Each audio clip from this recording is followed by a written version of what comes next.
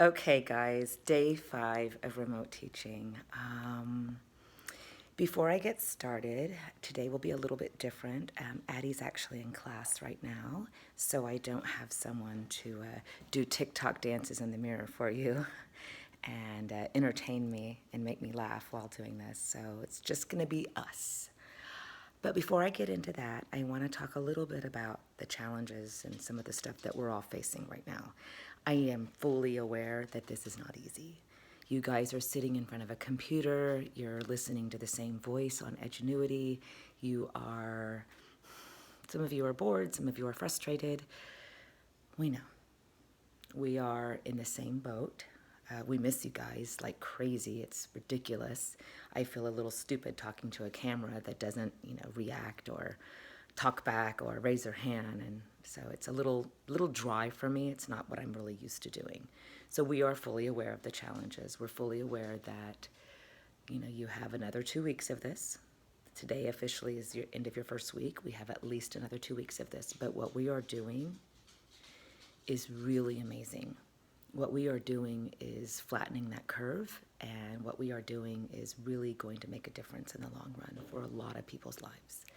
So I appreciate it. Everybody appreciates it. You just don't feel that appreciation. You probably can't see the big picture right now, but we promise it is going to work.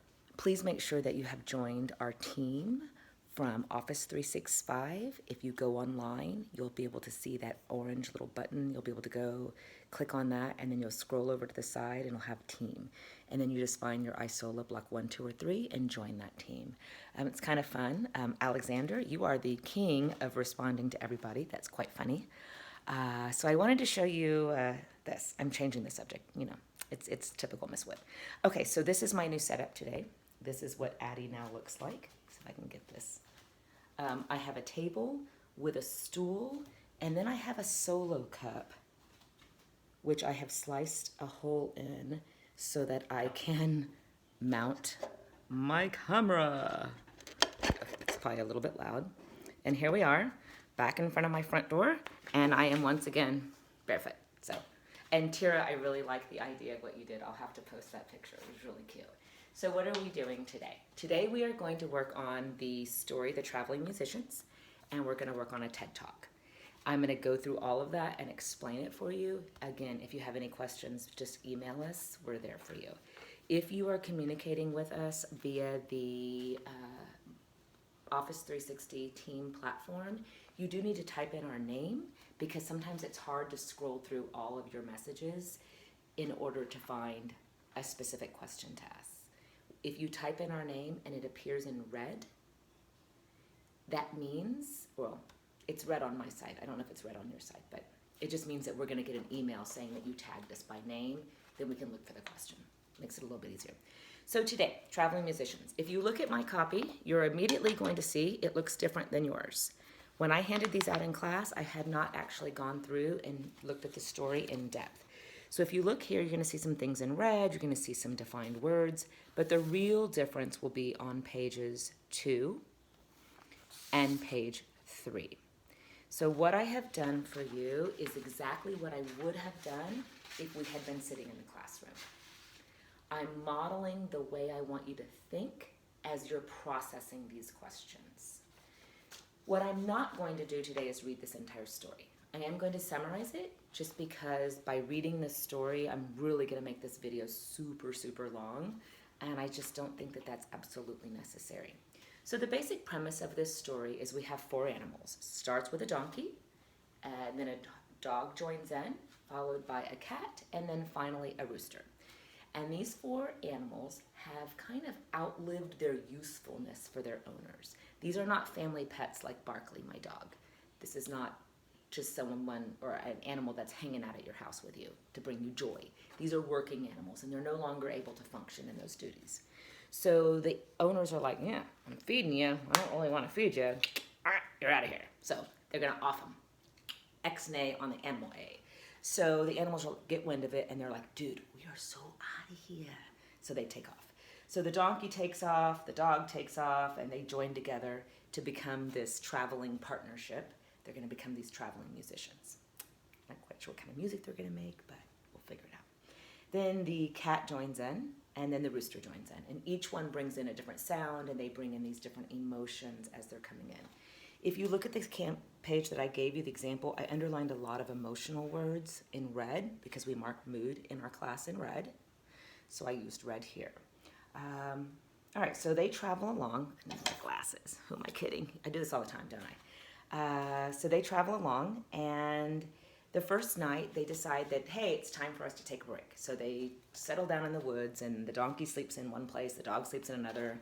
But the rooster climbs up to the top of the tree. And when he gets to the top of the tree, he's like, whoa, look, over there, I see a house. Let's go to that house and see what we see when we get to the house. They show up at the house, and they stack up, because the donkey, actually, they don't stack up yet. The donkey looks in the window, because he's the tallest, and he's like, oh, dude, I can see all of these thieves with all this food, and they're like, well, we need to get in. We need to get these thieves out of this house so that we can have their food and a safe place to sleep. So they stack up like a totem pole, and they go in the order that they came into the story. The donkey's on the bottom, then the dog, then the cat, and then the rooster. And they make this big ruckus, and they begin their music, and the donkey's braying, and the dog is barking, and all this chaos. It scares the robbers, and the robbers run away. The animals go in, they eat the food, they're all happy, they lay down in their respective places, and the robbers around midnight are like, what? Wait a minute. Why did we do this? Why did we leave? So they end up going back to the house. Now, here, the animals do something different. The cat, okay, this part, I'll read part of this to you. So one robber goes in, he was bolder than the rest, it says. Finding everything still, he marched into the kitchen and groped about until he found a match in order to light a candle. And then, spying the glittering, fiery eyes of the cat, he mistook them for live coals. He held out a match to light it, but the cat, not understanding this joke, sprang at his face. He spat and scratched at him. This frightened him dreadfully. And away he ran to the back door. But there the dog jumped up and bit him on the leg. As he was crossing over the yard, the donkey kicked him, and the rooster, who'd been awakened by all the noise, crowed with all of his might. At this, the robber ran back as fast as he could to his comrades, and told the captain how a horrid witch had gotten into the house and had spat at him and scratched his face with her bony long fingers, how a man with a knife in his hand had hidden himself behind the door and stabbed him in the leg, how a monster stood in the yard and struck him with a club, and how the devil had sat upon the top of the house and cried out, "Throw the rascal up here!" After this, the robbers never dared to go back to the house, but the musicians were so pleased with their quarters that they took up their abode there, and there they are, I dare say, to this very day. So the animals all function differently, but they ended up working together and ousted these people and now have a permanent place to live. The end. There's the story. So let's look at the questions. The first question that I'm asking you, put my glasses back on. Which word describes how the animals feel at the beginning of the passage? It's very, very important that you look at this word right here because they're targeting at the beginning. And I even write, to answer this, go back and look for the feeling words as they describe the animals. I underlined some of them in red. So when I go back, this is why I have this copy online for you, I'm underlining some of these in red. When we collectively look at the feeling words, you're going to get an overall feeling. Now, when you look at your answers, you're going to get an overall feeling too, because you're going to see words useless, dejected, cheerless, and gloomy. I want you to do a process of elimination. So I want you to start looking at this and going, are they really feeling all of these words? When I look at this, remember that gloomy for me describes the weather. It describes a rainy, dreary day. And I don't think that they're feeling dreary. I don't think that they're feeling down and out. I think I don't want to give away the answer. So I would definitely cross off letter choice D. So that gives you a 75% chance of getting it right. So work it out. Okay. Number 2. Read the excerpt from passage 1. His master, therefore, was tired of keeping him and began to think of putting an end to him. But the donkey, who saw that some mischief was in the wind, took himself slyly off and began his journey towards a great city. This is in paragraph 1. Before we can stop and answer that question, I want to talk to you a little bit about inferencing, because this question is going to ask you to make an inference. We've talked about this in class. I want to go back over what makes an inference. It's kind of like a puzzle piece, guys, and I don't know if you can see this. Let me try to move this. Oh, we'll make sure. Oh, I have to move in the same direction. Oh, this is much easier when Addie's here. Whoa. Okay, so guys, here I have a puzzle piece. And the pieces of the puzzle are, what do I know and what does the text say? If you'll notice, I wrote both of these in blue. This means this is almost like a mathematical equation. So we're going to add what we know about life and the actual words that you see in the text. Then we're going to combine those two things and it's going to create an inference. So an inference is going to be the answer to this literature math problem. What do I know and what does the text say? Now, if you look here in purple, I wrote this. We do this multiple times a day without even thinking about it. Guys, if you see me walk into the classroom and I'm wearing my ID and I take off my ID and I throw it on the desk and I go, ah, like this, you can infer that I'm angry. So what you're doing is you're taking your own experience. When you throw things or when you growl like that, you're usually angry. Then you're going to take the text evidence. The text evidence is me physically walking in the room and taking something and throwing it and making that face, and you're going to infer that, uh-oh, Miss Wood's probably in a bad mood. So you do this all day long. You just don't realize it. That's the real world inferencing behind this. All right, so let's keep going. So you're going to end up looking at this. Now, if you look at my sample here, you're going to see that I underlined keywords, and I wrote you a little note. So take a moment and read that note. Then you're going to look at this. The keywords are cause and effect are underlined. So let's look at this. It says in A, he was afraid. It says, what can the reader infer about the donkey, first of all? The donkey was afraid of being eaten, so he attacked his owner. Cause and effect. He was afraid of being eaten, so he ate his owner. Was he afraid of being eaten, 1? And 2, did he attack his owner? If any of that is false, the whole thing cannot be my answer. So he didn't attack his owner, so you know A is not the answer. So you're going to keep doing this throughout. On 3, you're going to see that I drew these little arrows. So you're going to see at A, ask yourself this. B, ask yourself this. C. So this one's pretty self-explanatory. I'll let you do that one on your own. The effect of the quotations. This is one where I'm asking you, what is really being conveyed here?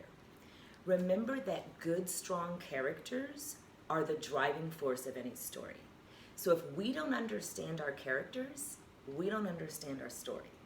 So keep that in mind as you answer number 4. Next page, number 5. Number 5 is a theme question. So what is theme? Theme is that overall message. Now, we've done this in class before. I just drew it out again for you. Whoa, I'm doing it again. All right, making y'all a little seasick. Okay, theme is the message. So when I write it out, you'll see in black, you still see the word theme, and then in green, you see the word message. So the message. That's basically what theme is in a story. So take a moment and process that. What is theme? Theme is the message. Now, some of you might say, what do you mean theme is the message? So let me give it to you in a broader sense. And as I go broader, I'm going to put my thing back over here because I'm going to read this to you. All right. Guys, theme is the overall message. It's also could be called the moral, or it's the lesson that the author wants the reader to learn after reading this story. So if you're in my first block, we're reading Guns for General Washington right now. So what is the author trying to teach us? He's putting the Knox brothers through all of these hardships, and they just keep going and going and going and going. So what is that author trying to teach us? That if we push through, good things will happen. In Chains, we have the lesson, we have Isabel, who's also going through all of these incredible, well, I guess themes are pretty similar if you think about it. The theme in Chains, sorry, something just happened in my house, which is making me laugh. Totally has nothing to do with this lesson. Okay. Sorry. Okay. Oh, that made me blush. Look, I turned all red. Okay. So Isabel's also going through all of these hardships. So what is the author trying to teach us about life? Well, push through, persevere, and hopefully good things will happen. So that's that message that we're getting based on the character's actions. So what do they learn? What are you learning on this situation? It's all questions that we would ask when looking for theme. So if you look at the theme, I have some questions. Okay, I have questions here. Oh, then part B is tricky. All right, part B says which paragraph supports the theme. Now what I've done for you right here is it's pretty obvious that A and C just aren't the answers.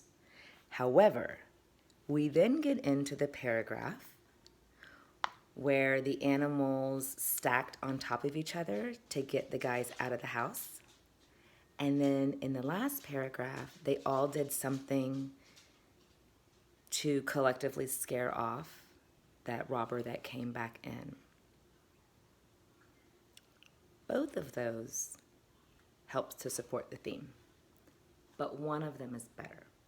So when you're broached with a situation like this, you have to ask yourself, but which one teaches this lesson on a more permanent basis, on a grander scale, if you will? So if you look at this, I ask you a question, and it says, this one's not easy. Think of it like this. Does paragraph 5 give a temporary or a long-term solution? Does paragraph 7 give a temporary or long-term solution? You want the one that's going to give the long-term solution. Always think big picture. Always think, that's what we're doing with this remote learning right now. This isn't about us as individuals. This is about the United States as a whole. This is about flattening that curve so that if people need medical attention, they can get it because it doesn't spike. So this is just us hanging out, helping each other, looking at our country and saying, hello, friend, I can help you out. This is all good. Okay. The coronavirus isn't good, but helping your... Barkley, what is going on? What is that? You're barking. Yes, I know.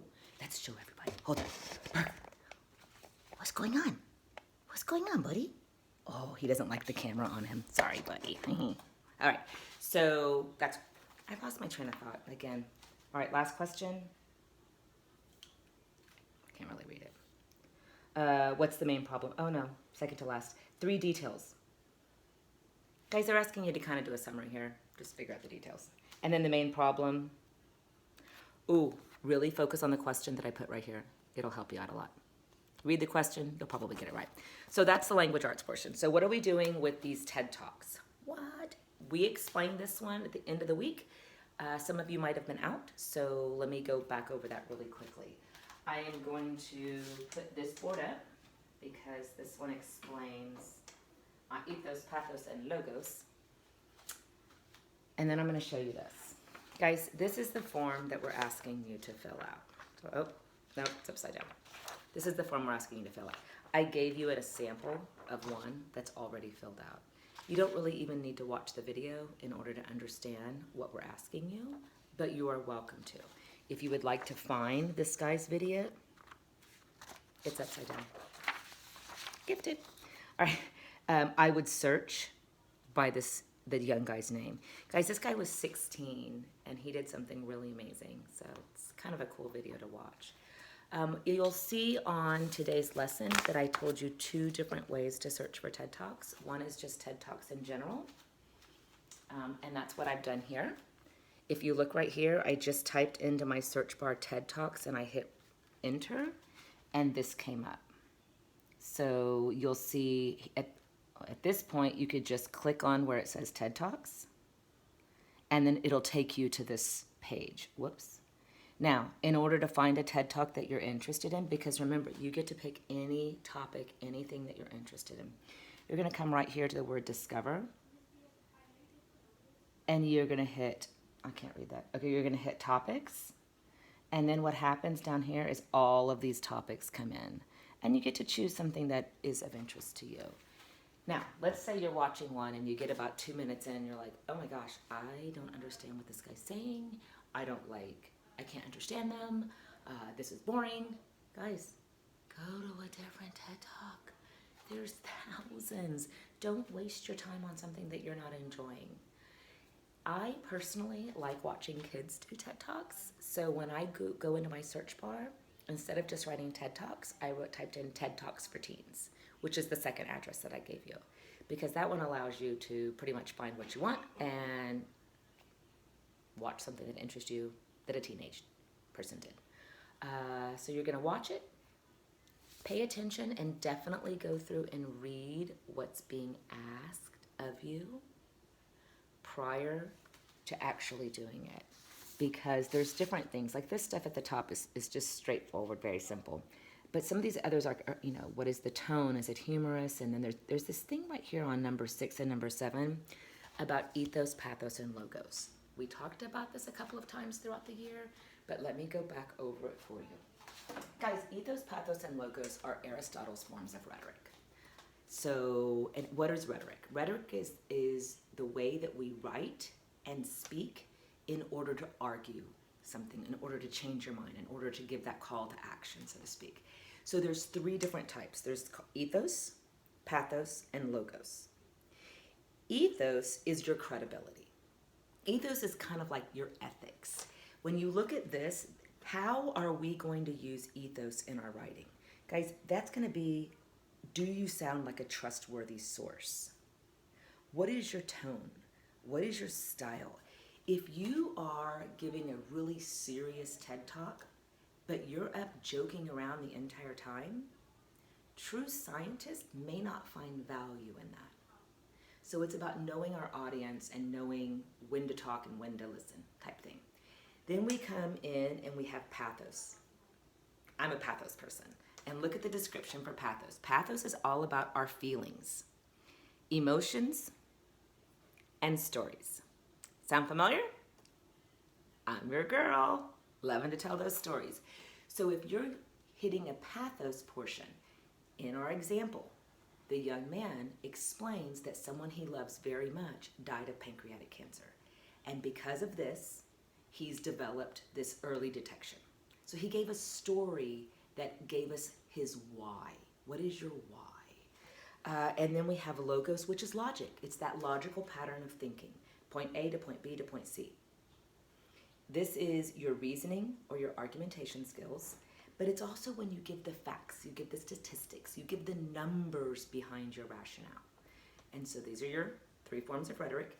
It's going to ask you, when did they use ethos? When did they use logos? And when did they use pathos? So just kind of think back, and I will try to post a picture of this online so that you'll have this to refer to. This is your first time to do this. We don't expect perfection. We expect you to learn something, and we expect you to engage and have that kind of aha moment where you can actually learn something new. So that's kind of today. Again, hang in there, guys. We are aware this is a lot. We know. We got your back, okay? We got your back. I'm going to enter your final grades. Well, I'm actually doing that last night because I'm posting this for tomorrow. But you're going to see an Edgenuity grade. How am I grading you on Edgenuity right now? If you are on and you are participating and you have done, as of tonight, if you've done the number of hours that you were supposed to do, you're going to get an A. Okay? It's that simple. You're doing it, you earn the A. So you'll notice that grade for me, and that's about it. This is a long video. You can fast forward through it if you need to. Of course, I told you that at the end. I probably should have caveated with that and told that at the beginning. Anyway, all right. My dog's rolling around. He's distracting me again. All right. We love you. We miss you. This too shall pass, and we will be better because of it.